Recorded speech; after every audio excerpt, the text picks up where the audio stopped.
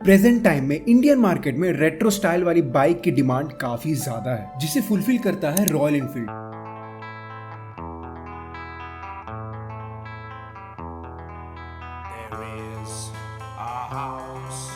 लेकिन एक और बाइक कंपनी है जो इस डिमांड को फुलफिल करने के लिए इस सेक्टर में कदम रखा है। जी हाँ, शायद आपने गेस कर लिया होगा, उसका नाम है जावा।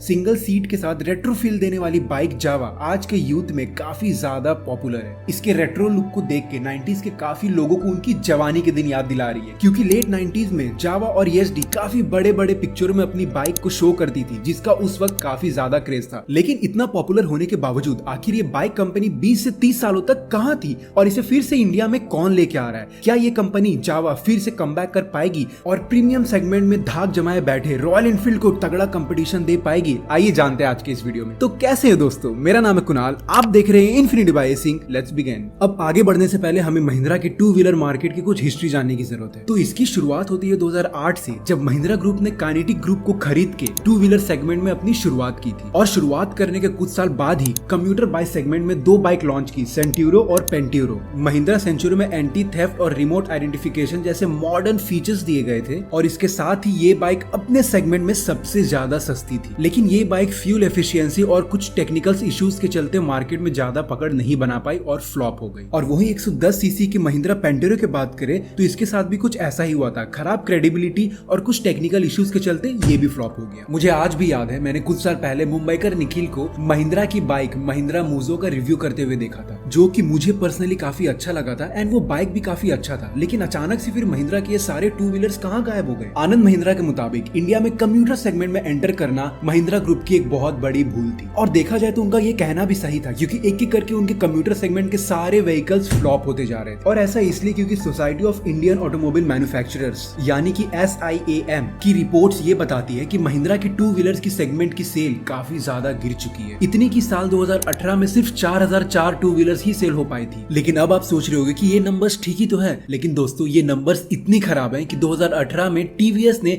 31 लाख टू व्हीलर सेगमेंट में सेल की थी, जबकि उस वक्त वो टॉप पोजीशन पे भी नहीं थे। और इतने मिजरेबल लॉस के बाद महिंद्रा ने 2020 में इसे बंद कर दिया। अब हमें टू व्हीलर सेगमेंट में महिंद्रा का कहीं नाम देखने को नहीं मिलता है, लेकिन अब भी टू व्हीलर सेगमेंट में महिंद्रा एग्जिस्ट करते हैं और वो पहले से ज्यादा ताकतवर हो चुके हैं। और इसी हार न मानने की मेंटालिटी के साथ आनंद महिंद्रा ने प्रीमियम मोटरसाइकिल सेगमेंट में अपनी एंट्री बनाई और उन्होंने क्लासिक लेजेंड प्राइवेट लिमिटेड के साथ मिलकर जावा, ESD और BSA को फिर से रिवाइव किया, और वो आज के डेट में इंडिया में 50,000 से मोटरसाइकिल सेल कर रहे हैं। क्लासिक लेजेंड्स का ये आइडिया कि जितने भी विंटेज लुक है क्लासिक मोटरसाइकिल्स हैं उनको इंडिया में फिर से लाया जाए, ये आनंद महिंद्रा को बहुत अच्छा लगा और उन्होंने 60% स्टेक्स एक्वायर कर लिए क्लासिक लेजेंड्स के 2016 में, और इसी के साथ महिंद्रा ग्रुप क्लासिक लेजेंड्स के मालिक बन गए। जावा की शुरुआत 1929 में चेक रिपब्लिक में हुई थी और 1960 में मिस्टर फारूक ईरानी ने इसे इंडिया में लेके आया और इसे आइडियल जावा का नाम दिया। और फिर आइडियल जावा का जल्द ही नाम चेंज करके 1973 में ESD रख दिया गया। ESD एक चेक वर्ड है जहाँ पे इसका मतलब होता है राइट। ESD ने बहुत नाम कमाया, लोग इसके दीवाने हो रहे थे क्योंकि इसकी लुक, फील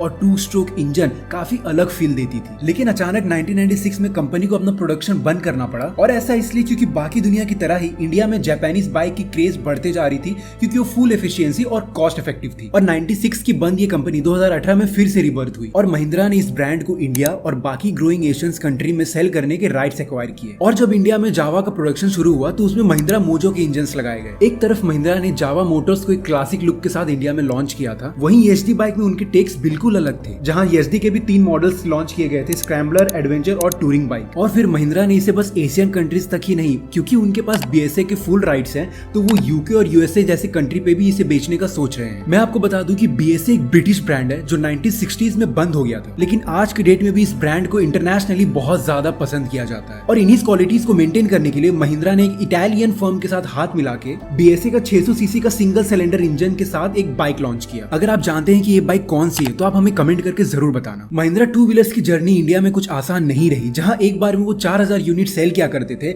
वहीं आज जावा बाइक की मदद से 50,000 यूनिट से भी ज्यादा की सेल हो रही है। और ये तो अभी बस जावा की कमाल है, अभी ESD और BSA की मार्केट में उतरने की बारी बाकी है। और जावा की इतनी पॉपुलैरिटी से रॉयल एनफील्ड जो प्रीमियम सेगमेंट का बादशाह है उसे काफी तगड़ा कंपटीशन फील हो रहा है। और साथ ही इसने ब्रिटिश मोटरसाइकिल कंपनी यूएम के मार्केट भी कैप्चर कर लिए हैं, क्योंकि यूएम मोटरसाइकिल्स की प्राइस काफी हाई रहती है और उसमें फीचर्स भी ज्यादा देखने को नहीं मिलते हैं। इसी के चलते लोग जावा की तरफ ज्यादा अट्रैक्ट हो रहे हैं।